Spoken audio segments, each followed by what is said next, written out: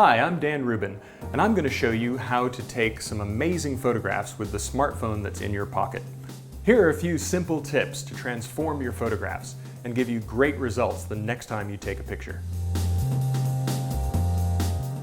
So the first things to think about are setting your focus and exposure.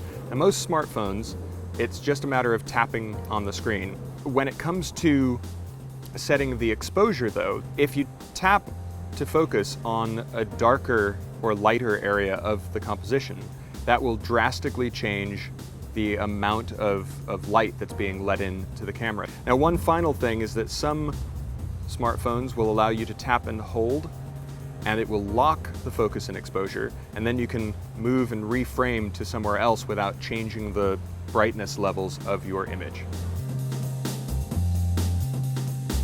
Now, there are times where you won't be able to get the exposure you want, especially with a scene that's backlit. That's where HDR, high dynamic range, comes in handy. When you turn on HDR, wherever you happen to expose in the image, the camera will take multiple shots exposing correctly for the light and dark areas of the image, giving you one even exposure at the end of it all.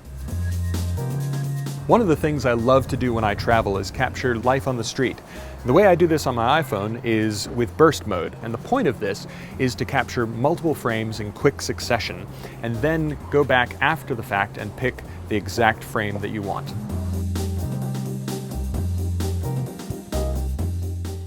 Once you've taken your image, the next step is editing.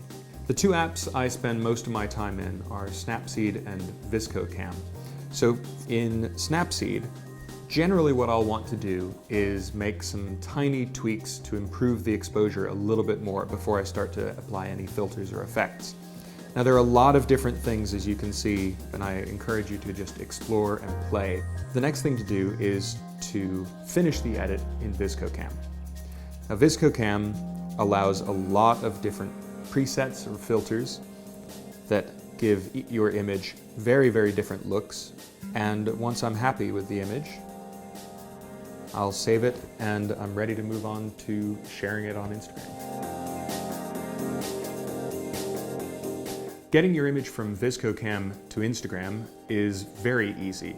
You just select the image and tap the arrow at the bottom of the screen, which then brings up export options, and select Instagram.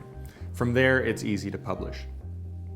Now, the only exception to this is if you don't want to publish a square image, and that's where apps like Square Ready come in very handy.